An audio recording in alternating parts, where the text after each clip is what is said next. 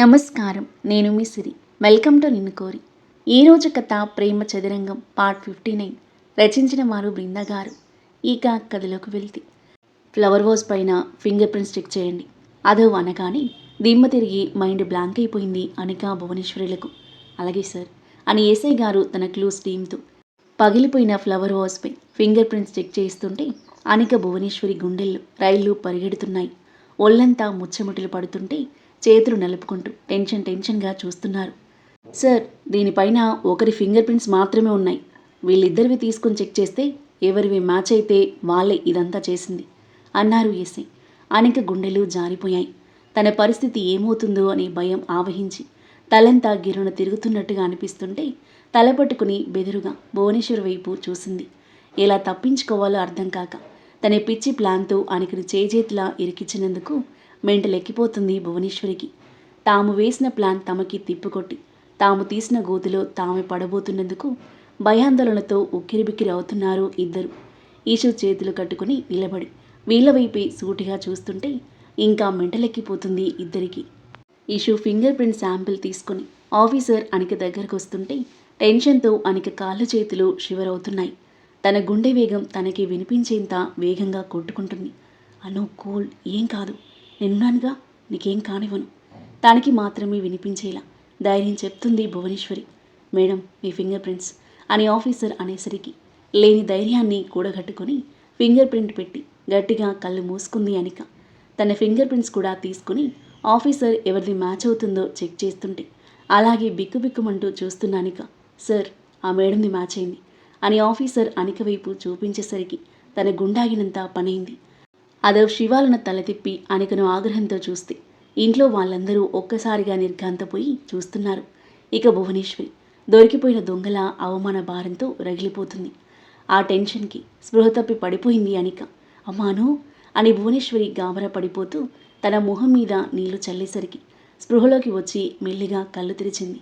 అందరూ తన వైపే చూస్తుంటే వాళ్ళ వైపు సూటిగా చూడలేక తల దించేసుకుంది అనిక. తను అనుకున్నట్టు జరగకపోగా ఇప్పుడు అదవుతో పాటు ఇంట్లో వాళ్ళందరి దృష్టిలో దోషిగా మిగిలిన తన పరిస్థితికి బాధ, కోపం, భయం కలగలిపిన ఫీలింగ్తో చూస్తుంది. అప్పుడే అమృత, కైలాష్లు ఇంటికి చేరుకున్నారు. అనిక హాస్పిటల్లో ఉన్నప్పుడే కాల్ చేసి తన కండిషన్ చెప్పి రమ్మని చెప్పాడు అదవ్. అమ్మాను, ఏమైంది అని కంగారు పడుతూ తన దగ్గరికి పరిగెత్తారు. వదినా, అనుకేమైంది? ఇంత పెద్ద గాయమేంటి? అమృత అడుగుతుంటే ఏం చెప్పాలో అర్థం కాక బాధగా చూస్తుంది భువనేశ్వరి. ఏమైంది అంటే చెప్పరేంటి?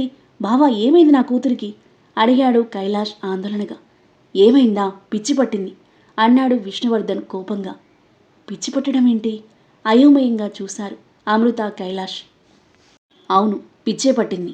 ఈశాన్విని అదవుకు దూరం చేయాలని ప్లాన్ చేసి తనని తాను గాయపరుచుకొని నేరాన్ని ఈశాన్వి మీదకు తోసింది. ఇంట్లో పెద్ద అల్లకల్లోని సృష్టించింది. కానీ నిజం బయటపడకుండా ఉండదు కదా. తనే ఇదంతా చేసిందని పోలీసులు నిర్ధారించారు.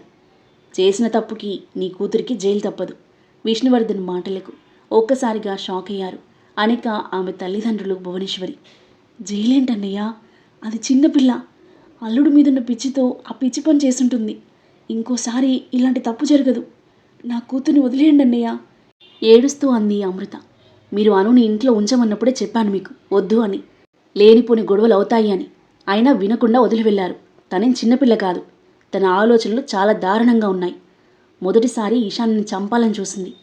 అది కుదరకపోయేసరికి తనకి తాను ప్రాణాల మీద తెచ్చుకొని ఈశాన్యని దోషం చేసి ఇంట్లో నుండి పంపించేయాలని చూసింది. ఇవి మామూలు తప్పులు కావు. ఇలాగే వదిలేస్తే ఇంకా దారుణంగా తయారవుతుంది. చేసిన తప్పుకి శిక్ష పడాల్సిందే అన్నాడు విష్ణువర్ధన్ స్థిరంగా. అంత మాట అనకండి. పెళ్లి కావలసిన పిల్ల. జైలు పాలైతే తనెవరు పెళ్లి చేసుకుంటారు? ఇంకోసారి ఇలాంటి తప్పు జరగకుండా నేను చూసుకుంటాను. మళ్ళీ అదవ్ జోలికి అస్సలు రాదు అంటున్న భువనేశ్వరిని కోపంగా చూశాడు విష్ణువర్ధన్. ఇదంతా జరగడానికి కారణం నువ్వే. నేను వద్దంటున్నా వినకుండా తనని ఇంట్లో ఉండమన్నావు. తను చెప్పింది నమ్మి నిజ నిజాలు తెలుసుకోకుండా ఈ ఇంటి కోడల్ని అనరాని మాటలని నిర్దాక్షిణ్యంగా బయట గెంటేయాలని చూసావు. అసలు ఇదంతా చూస్తుంటే అను చేసిన ఈ పనుల్లో నీ హస్తం ఉందని అనుమానం వస్తుంది నాకు. తనతో పాటు నిన్ను కూడా జైలు వేయాలి. నిజం చెప్పు, అను ప్లాన్లు మొత్తం నీకు ముందే తెలుసా? నువ్వే వెనకాలండి నడిపించావా అని అడిగాడు విష్ణువర్ధన్ సీరియస్గా చూస్తూ. గతుకుమంది భువనేశ్వరి. నేనేం చేయలేదండి. నాకేం తెలీదు. అను మీద నమ్మకంతో తను చెప్పింది నిజమనుకొని అలా ప్రవర్తించను తప్ప నాకేం తెలీదు అని తొనక్కుండా అబద్ధం చెప్పేసింది భువనేశ్వరి. తెల్లబోయి చూసింది అనిక. అనిక వైపు తిరిగాడు విష్ణువర్ధన్. అమ్మాను, నువ్వైనా నిజం చెప్పు. ఎవరు నీతో ఇదంతా చేయించింది? నీకు నువ్వుగా ఇలాంటి పనులు చేసే ధైర్యం నీకు లేదని నాకు తెలుసు. చెప్పు, ఎవరు నీతో ఇదంతా చేయించారు? అడిగాడు విష్ణువర్ధన్ సౌమ్యంగా. తన పేరు చెప్తుందేమో అని భువనేశ్వరి, అమృత, కైలాష్లు టెన్షన్ పడుతూ చూస్తున్నారు. అను భువనేశ్వరి వైపు చూస్తుంటే చెప్పొద్దు అన్నట్టుగా చిన్నగా తలాడించింది భువనేశ్వరి. అదవ్, ఇషాన్విల షార్ప్ మైండ్. వాళ్ళ మోహన్లో మారుతున్న భావాలను బట్టి ఆ ప్లాన్లలో వాళ్ళకి భాగస్వామ్యం ఉందని ఈజీగా కనిపెట్టేశారు. చెప్పను, ఎవరు చేయించారు నీతో? ఎవరు చేయించలేదు మామయ్య, నేనే చేశాను. బావని ఎలాగైనా దక్కించుకోవాలని పిచ్చితో చేశాను. నన్ను క్షమించండి మావయ్య అంది ఏడుస్తూ. క్షమించడమా? నువ్వు చేసిందేమైనా చిన్న తప్పు అనుకున్నావా క్షమించడానికి? గంభీరంగా వినిపించిన అదే వాయిస్కి అనికతో పాటు అందరూ తన వైపు చూశారు. ఆధారం దొరక్కపోయి ఉంటే తను చేయని తప్పుకి ఇషాన్వి శిక్ష అనుభవించాల్సి వచ్చేది కదా. తను నీలాగే ఒక ఆడపిల్ల. తన విషయంలో అంత దుర్మార్గంగా ఎలా ప్రవర్తించాలనిపించిందను? అంటే తనని ఇంట్లో నుండి వెళ్ళగొట్టి నాకు దూరం చేస్తే నేను తనని వదిలేసి నిన్ను పెళ్లి చేసుకుంటాను అనుకున్నావా? అంత పిచ్చిగా ఎలా ఆలోచించావను నువ్వు? పెళ్ళంటే ఆట కాదు, నూరేళ్ల బంధం. ఈషు నా ప్రాణం. తనని నన్ను విడదీయాలి అంటే అది చావుకి మాత్రమే సాధ్యం. నా గొంతులో ప్రాణం ఉండగా ఎలాంటి పరిస్థితులు ఎదురైనా తనని నేను దూరం చేసుకోను, దూరం కానివ్వను. ఈషు వైపు చూస్తూ బాహోద్వేగం నిండిన గొంతుతో అంటున్న అదో మాటలకి ఈషు కళ్ళు చెమ్మగిల్లగా అలాగే చూస్తుండిపోయింది. అనిక గుండెను మెలిపెడుతున్న బాధతో దీనంగా చూస్తుంటే లోపల రగిలిపోతుంది భువనేశ్వరి. అనిక వైపు తిరిగినాదవ్. నీకు ఒకసారి గట్టిగా వార్నింగ్ ఇచ్చాను, అయినా లెక్క చేయకుండా ఈరోజు ఇలాంటి పని చేశావు. నేను ఇలాగే వదిలేస్తే ఈషు ప్రాణాలకే ప్రమాదం. తనకి ఆ పరిస్థితి రానివ్వను. తన విషయంలో నేను రిస్క్ తీసుకోలేను. నీపై అస్సలు జాలి చూపించకూడదు. చేసిన తప్పుకి శిక్ష అనుభవించాల్సింది. ఎస్ఐ గారు, అరెస్ట్ చేయండి అని అధవ్ అనడంతో అందరూ షాకింగ్గా చూశారు. నాన్న అధవ్, పెళ్లి కావలసిన పిల్లరా, కాస్త ఆలోచించరా. ఈ ఒక్కసారి కొదిలే, మళ్ళీ ఏ తప్పు చేయకుండా నేను చూసుకుంటాను అంది భువనేశ్వరి ఆందోళనగా. నా నిర్ణయం మారదు మామ్. ఒకసారి శిక్ష అనుభవిస్తేనే అనులో మార్పు వస్తుంది. మళ్ళీ తప్పు చేయాలన్న ఆలోచన రాదు అన్నాడు అధవ్ స్థిరంగా. కానిస్టేబుల్స్ తీసుకురండి అని ఎస్ఐ లేడీ కానిస్టేబుల్స్కి ఇన్స్ట్రక్షన్స్ ఇవ్వగా అనిక దగ్గరికి కదిలారు ఇద్దరు. నేను రాను బావా, ప్లీజ్ వద్దు. నేను ఇంకోసారి ఇషాన్వి జోలికి రాను అని అనిక ఏడుస్తున్నా పట్టించుకోకుండా చేతులు కట్టుకొని స్థిరంగా నిలబడ్డాడు అధవ్. తనని జైలుకి పంపి తన లైఫ్ స్పాయిల్ చేసే ఉద్దేశం అతనికి లేదు. కానీ అనికలో తనకి సపోర్ట్ చేసే వాళ్ళందరిలో భయం కలిగి మరోసారి ఇలాంటి తప్పు చేయాలన్న ఆలోచన రాకుండా ఉండాలని తనని అరెస్ట్ చేస్తున్నట్టు నాటకం ఆడుతున్నారు. అమృత, కైలాష్, లక్ష్మి, పార్వతి, పద్మభూషణ్ ఎంతమంది చెప్పినా అధవ్ అస్సలు పట్టించుకోలేదు. కానిస్టేబుల్స్ లాక్కెళ్తుంటే అనిక గించుకుంటూ అరుస్తుంటే అమృత, కైలాష్ల ప్రాణం విలువలాడిపోయింది. కూతురి పిచ్చి కోరికకు సపోర్ట్ చేసినందుకు తమ మీద తమకే కోపం వచ్చింది. ఇక భువనేశ్వరి చేతిలా తనని జైలుకి వెళ్ళేలా చేశాను అని కుంగిపోతుంది. ఇక విష్ణువర్ధన్ మేనకోడలు జైలుకి వెళ్తున్నందుకు బాధగా ఉన్నా అధవ్ ఏం చేసినా కరెక్ట్గానే చేస్తాడు అనే నమ్మకంతో కొడుకు నిర్ణయానికి అడ్డు చెప్పలేదు. ఇషాన్వి చిన్నగా నిట్టూర్చి అధవ్ అని పిలవడంతో తన వైపు చూశాడు అధవ్. ఈ ఒక్కసారికి తనని క్షమించేసి అంది ఇషాన్వి. అనికతో పాటు అందరూ సైలెంట్ అయి ఈషు వైపే చూస్తున్నారు. నీ విషయంలో అంత నీచంగా ప్రవర్తించినా తనని వదిలేయమంటున్నావా? నీ లైఫ్ స్పాయిల్ చేయాలని చూసిన తనని క్షమించమంటున్నావా? తన లైఫ్ స్పాయిల్ అవ్వడం నాకు ఇష్టం లేదు అధవ్. తను మారడానికి ఒక ఛాన్స్ ఇవ్వు. ఆ మాటలకు విష్ణువర్ధన్, లక్ష్మి, పార్వతిల పెదవులపై సన్నని నవ్వు చేరగా మురిపంగా చూశారు తన వైపు. చూసావాను, నువ్వు తనని చంపాలని చూసినా, తనను నాకు దూరం చేయాలని చూసినా నీ లైఫ్ స్పాయిల్ అవ్వకూడదని ఆలోచిస్తుంది. అది తన వ్యక్తిత్వంలో ఉన్న గొప్పతనం, మంచి మనసుకు నిదర్శనం. అనిక గిల్టీగా ఫీల్ అవుతూ తల దించేసుకుంది. ఇదే నీకు లాస్ట్ అండ్ ఫైనల్ వార్నింగ్. మళ్ళీ తనకి ప్రమాదం తలపెట్టాలని చూసినా, తనని నాకు దూరం చేయాలని చూసినా నేను అస్సలు సహించను. పర్మనెంట్గా జైల్లో వేసేస్తాను. ఎస్ఐ గారు, థ్యాంక్స్ ఫర్ ఎవ్రీథింగ్. తనకి ఒక అవకాశం ఇద్దాం అని అధవ్ అనేసరికి అప్పటిదాకా భయంతో ఉక్కిరిబిక్కిరి అవుతున్న అనికకు ఊపిరి ఆడుతున్నట్టుగా అనిపించింది.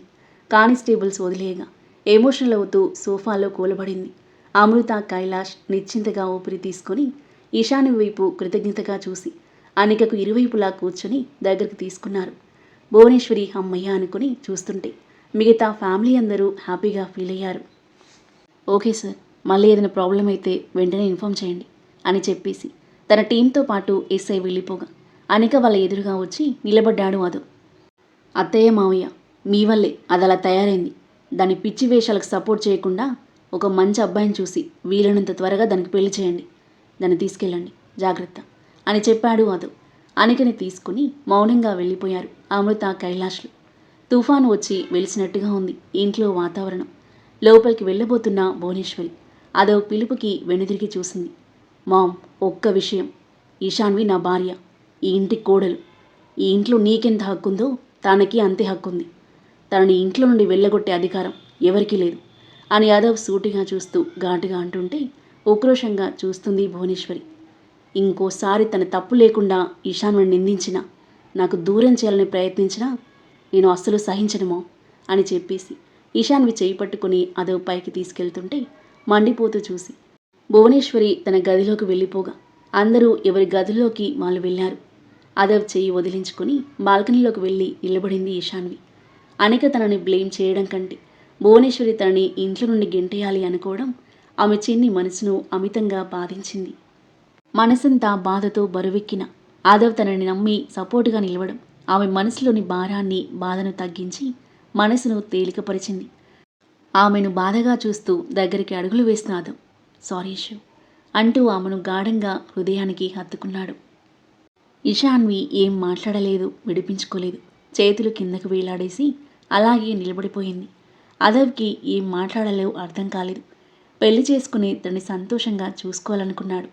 కానీ ఇలా తన వల్ల ఇషు ఇంకా బాధపడాల్సి వస్తున్నందుకు అతని మనసుకు ఎంతో బాధగా ఉంది.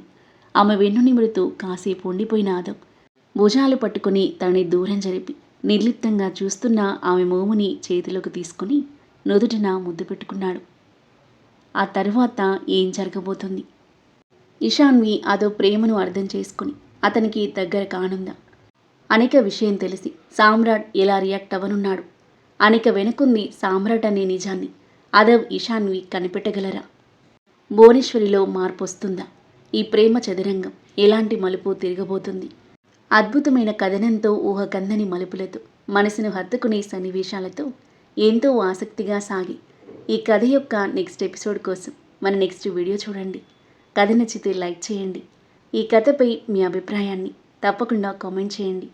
మరిన్ని ఇలాంటి ఇంట్రెస్టింగ్ స్టోరీస్ కోసం మన ఛానల్ని సబ్స్క్రైబ్ చేయండి. Thank you for listening.